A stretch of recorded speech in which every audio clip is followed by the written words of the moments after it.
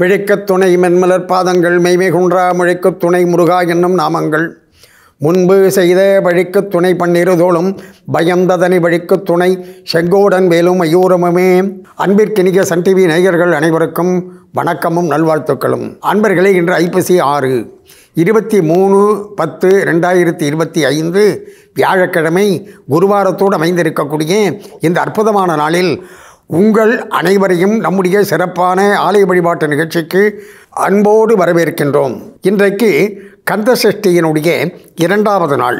அந்த கந்தசஷ்டி சிறப்பு தொகுப்பின் அடிப்படையில் கந்தபுராணத்தையும் அப்படியே முருகப்பெருமானுடைய ஆலயத்தையும் தரிசித்துக் கொண்டு இருக்கின்றோம். அந்த வகையில் இன்றைய தினம் நாம் கந்தபுராணத்தினுடைய தொடர்ச்சியாக நேற்றைய தினம் சிந்தித்ததனுடைய தொடர்ச்சி என்று பார்க்கின்ற பொழுது எல்லாம் வல்ல பரம்பொருளாக இருக்கக்கூடிய முருகப்பெருமானுடைய சரீரத்தை முருகப்பெருமானை அடியெடுத்து கொடுக்க கச்சியப்ப சிவாச்சாரியார் கந்தபுராணத்தை எழுதி அரங்கேற்றம் செய்ய வேண்டும் என்பதற்காக அவர் அந்த குமரக்கோட்டத்தில் இருக்கக்கூடிய மண்டபத்தில் அரங்கேற்றம் செய்ய முற்பட்ட நேரத்தில் ஒரு புலவர் எழுந்து கடவுள் வாழ்த்து செய்யொழில் திகட சக்கர சமூகம் ஐந்துளான் என்று வருகின்றதே என்று திகழ்புல தசக்கரம் அது எப்படி திகட சக்கரம் என்று வரும் என்ற ஒரு கேள்வியை எழுப்ப முருகப்பெருமானுடைய அருளால் இதற்கு நாளை நான் விடை சொல்கின்றேன் என்று கச்சியப்ப சிவாச்சாரியார் சொல்லி சென்றார். மறுநாள் சபை கூடியது. மறுநாளைக்கு சபை கூடின உடனே பார்த்தீங்கன்னா எல்லாருக்கும் முன்னாடி எந்த புலவர் கேள்வி கேட்டாரோ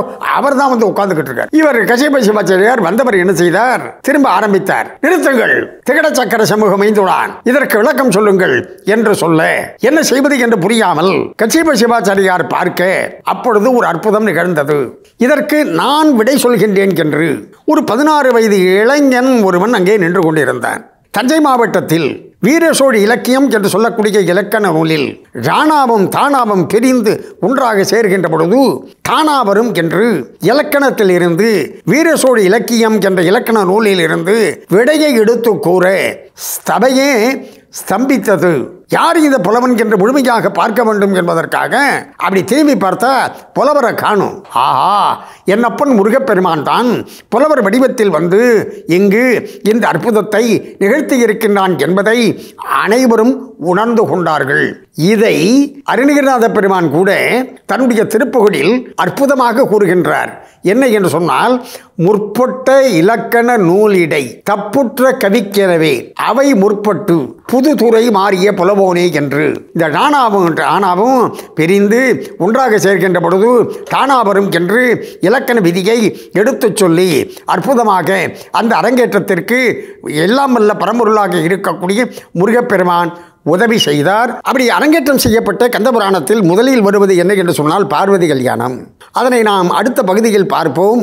முருகப்பெருமானுடைய தோற்றத்தையும் சிந்திப்போம் என்று தெரிவித்து சிறுவாபுரி முருகப்பெருமான் ஆலயத்தை இப்பொழுது நாம் தரிசிப்போம். வாருங்கள். கந்தசஷ்டியை முன்னிட்டு கந்தபுராண சிறப்பு தொகுப்பையும் முருகப்பெருமான் ஆலயத்தையும் தரிசித்துக் கொண்டிருக்கக்கூடிய இந்த சந்தர்ப்பத்தில் சென்ற பகுதியில் நாம் சிந்திக்கின்ற நேரத்தில் கந்தபுராணம் அரங்கேற்ற காதை, அதாவது அரங்கேற்றம் நடைபெற்ற சம்பவம் ஆகியவற்றை பார்த்தோம்.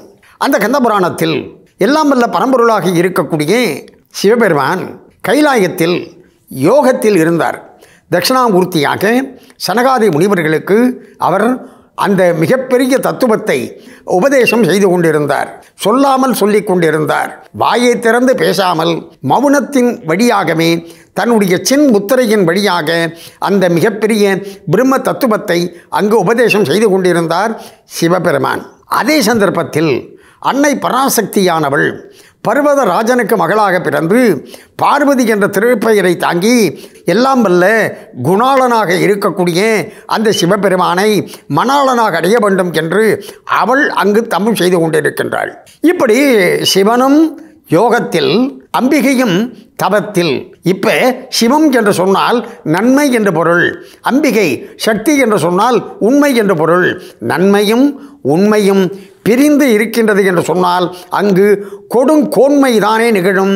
அந்த கொடுங்கோன்மையானது யார் வழியாக நிகழ்ந்தது என்று சொன்னால் சூரபத்மன், சிங்கமுகன், தாரகாசுரன் ஆகிய 3 அசுரர்கள் வழியாக அந்த கொடுங்கோன்மையானது நிகழ்ந்தது.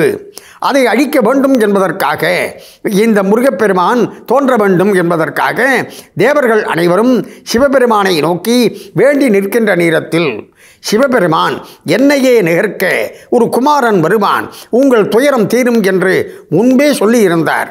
அப்படி சொன்ன சிவபெருமான் யோகத்தில், அம்பாளோ தவத்தில் எப்படி குமரன் வருவான் என்று இந்த தேவர்கள் அனைவரும் ஆலோசித்து மன்மதனை அடைத்து அவனை விட்டு மலர் அம்புகளை சிவபெருமான் மீது போட வைக்க, சிவபெருமான் தன் நெற்றிக்கண்ணை திறக்க, மன்மதன் எரிந்து அழிந்து பட, ரதி தேவியானவள் ஓடி வந்து விழுந்து கதற, பிறகு மன்மதன் அந்த ரதி தேவிக்கு மட்டும் கண்ணுக்கு தெரிவான் என்று சிவன் அருள் செய்ய, சிவபெருமான் தவத்தில் இருக்கக்கூடிய அந்த பார்வதியை தடுத்தாட்கொள்வதற்காக அப்படி யோகத்தில் இருக்கக்கூடிய சிவபெருமான் வந்தவர் சோதனை செய்து அந்த பார்வதியை தடுத்தாட்கொண்டார்.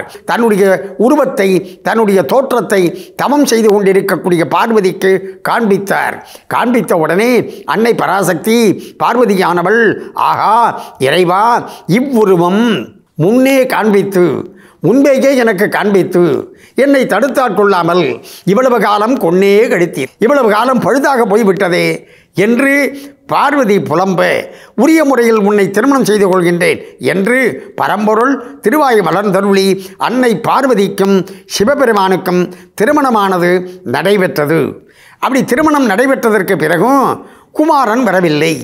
தேவர்கள் என்ன செய்வது என்று புரியாமல் திரும்பவும் சிவபெருமானை வந்து தஞ்சமடைய, சிவபெருமான் தனக்கு எப்பொழுதும் இருக்கக்கூடிய 5 முகத்தோடு 6வதாக அதோமுகம் என்ற முகத்தை எடுத்துக்கொண்டார். அந்த 6 முகத்திலிருந்து நெருப்பு பொறியானது புறப்பட்டு ஆகாயத்திலே தங்கி வாயு சுமந்து அக்னி ஏந்தி கங்கையிலே கொண்டு வந்து பொருத்தி சரவண பொய்கை என்ற மணல் திட்டிலே கொண்டு வந்து சேர்ப்பித்த உடனே அங்கு என்னாயிற்று? அருவமும் உருவமும் ஆகி அனாதியாய் பலவாய் ஒன்றாய் பிரம்மமாய் நின்ற ஜோதி பிழம்பதோர் மேனியாக கருணை ஒரு முகங்கள் 6 கரங்கள் 12 கொண்டே ஒரு திருமுருகன் வந்து ஆங்கு உதித்தனன் உலகம் உய்ய. அதாவது முருகப்பெருமானும் அப்படி தோன்றினான். அந்த தோன்றினான் என்பதை தொடர்ந்து சிந்திப்போம். இப்பொழுது நாம் சிறுமாபுரி முருகப்பெருமான் ஆலயத்தை தொடர்ந்து தரிசிப்போம். நாம் கந்தசஷ்டியை முன்னிட்டு 2வது நாளாக இருக்கக்கூடிய இன்று கந்தபுராண தொடர்ச்சியை சிந்தித்துக் கொண்டு இருக்கின்ற நேரத்தில் முருகப்பெருமானுடைய தோற்றம் கச்சிப்ப சிவாச்சாரியார் அழகாக ஒரு திருமுருகன் வந்து ஆங்கு உதித்தனன் உலகம் உய்ய என்றார். ஆங்கு என்ற வார்த்தையில் ஆங்கிற வார்த்தையை எடுத்துட்டு இங்கு என்று சொல்கின்ற பொழுது இங்கு உதித்தனன் உலகம் உய்ய. எதற்காக?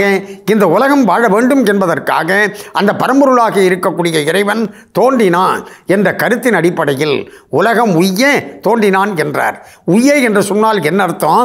வாழ என்று பொருள். இந்த உலகம் வாழ்வதற்காக அந்த முருகப்பெருமானுடைய தோற்றம் அங்கே நிகழ்ந்தது.